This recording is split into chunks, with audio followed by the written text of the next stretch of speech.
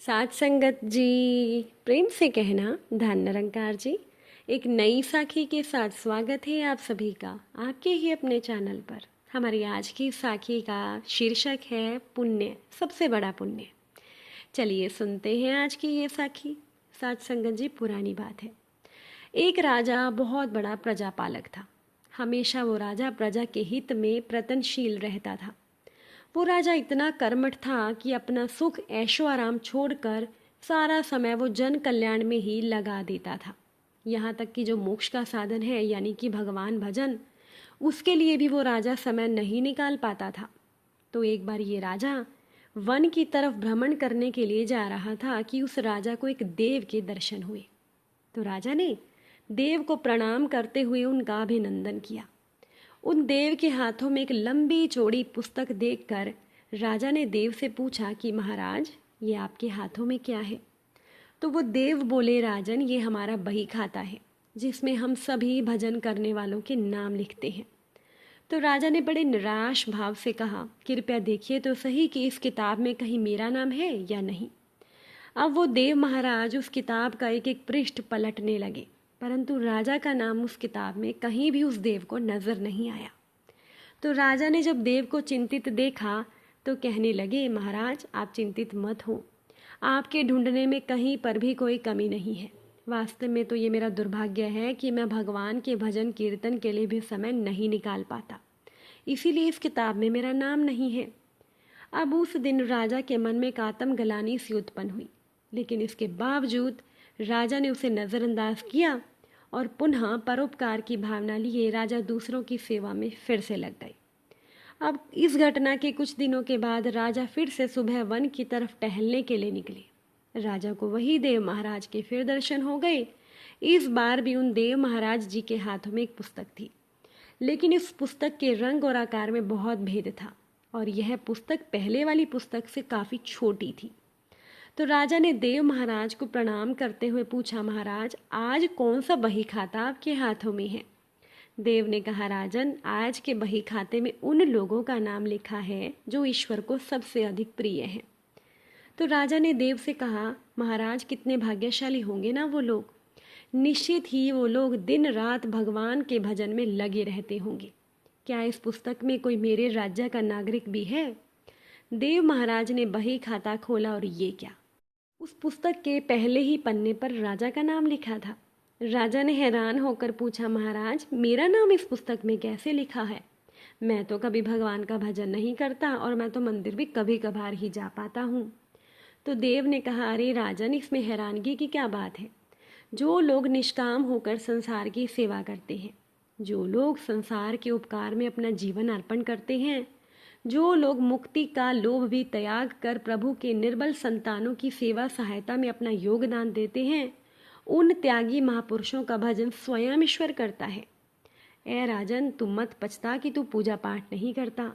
लोगों की सेवा करके तू असल में भगवान की ही पूजा करता है। परोपकार और निस्वार्थ लोक सेवा किसी भी पूजा आराधना से बढ़कर है। देव ने वेदों का उदाहरण देते हुए कहा कि कर्म करते हुए 100 वर्ष जीने की इच्छा करो तो कर्म बंधन में लिप्त हो जाओगे। राजन, भगवान दीन दयालु हैं, उन्हें खुशामद नहीं भाती बल्कि भगवान को तो आचरण भाता है। सच्ची भक्ति तो यही है कि परोपकार करो, दीन दुखियों का हित साधन करो। अनाथ, विधवा, किसान और निर्धन आज अत्याचारियों से सताए जाते हैं, इनकी यथाशक्ति सहायता और सेवा करो, और यही परम भक्ति है। राजा को आज देव के माध्यम से बहुत बड़ा ज्ञान मिल चुका था। अब राजा भी समझ गया था कि परोपकार से बड़ा कुछ भी नहीं होता, और जो परोपकार करते हैं वही भगवान के सबसे प्रिय होती हैं। साथ संगत जी, जो व्यक्ति निस्वार्थ भाव से लोगों की सेवा करने के लिए आगे आते हैं, परमात्मा हर समय उनके कल्याण के लिए यत्न करता है। हमारे पूर्वजों ने कहा भी है, परोपकाराय पुण्याय भवति, अर्थात दूसरों के लिए जीना, दूसरों की सेवा को ही पूजा समझकर कर्म करना, परोपकार के लिए अपने जीवन को सार्थक बनाना ही सबसे बड़ा पुण्य है। और जब आप भी ऐसा करेंगे तो स्वतः ही आप वह ईश्वर के प्रियम भक्तों में शामिल हो जाएंगे। साथ संगत जी, भगवान तो आज भी अपने भक्तों को उनके भावानुसार कृतार्थ करने के लिए तैयार है। निष्काम भक्तों को प्रेम दान एवं दर्शनों के द्वारा तथा सकाम भक्तों को उनकी वांछित वस्तु देकर भगवान आज भी कृतार्थ करते हैं। हमारा विश्वास उठ गया है, जिसके कारण हम लोगों की तबाही है। भगवान पर श्रद्धा नहीं रही, अन्यथा भगवान बिना किसी भेदभाव के सबको स्वीकार कर सकते हैं। इसीलिए हम आप लोगों से एक ही प्रार्थना बार बार करते हैं कि अधिक से अधिक आप लोग भगवान का नाम लिया करें। बड़े बड़े संत महात्माओं का यह अनुभव है कि जो जितना अधिक भगवान का नाम लेता है, भजन करता है, वो उतनी ही शीघ्रता से भगवान की ओर बढ़ता है। भगवान में श्रद्धा प्रेम होकर जल्दी से जल्दी उन्हें प्राप्त किया जा सके, इसका एकमात्र उपाय इस युग के लिए है नाम का आश्रय। इसीलिए फिर भी यही प्रार्थना है कि चाहे हठ से ही क्यों ना हो, वाणी का संयम कर और आवश्यकता भर बोलने के बाद बाकी का सब समय नाम जप में लगाएं।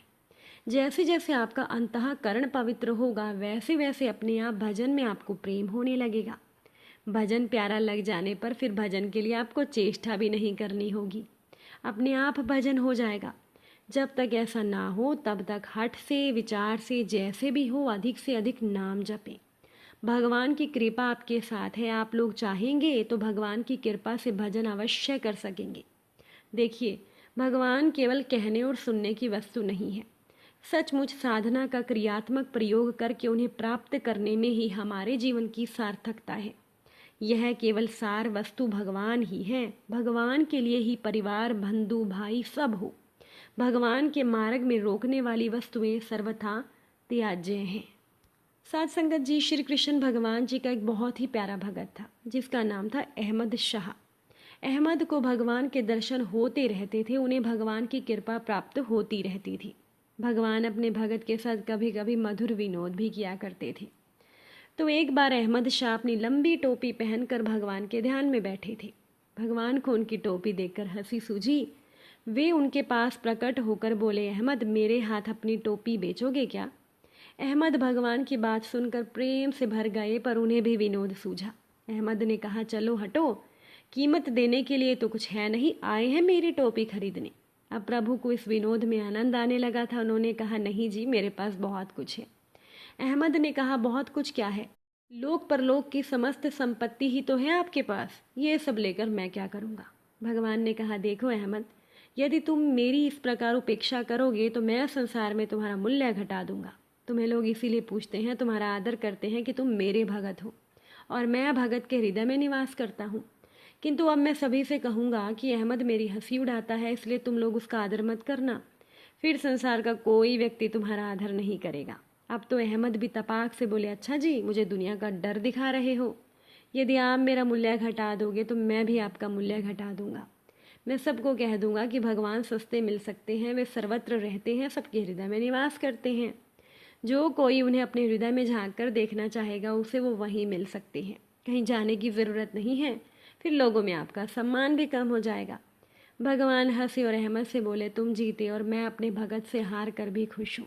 ये कहकर प्रभु अंतर्ध्यान हो गए और अहमद पुनः से भगवान के ध्यान में लग गए। साथ संगत जी, इसीलिए अधिक से अधिक भगवान का ध्यान किया करें। जितना भी समय मिले वो समय अपना भगवान के नाम जप में ही लगाएं।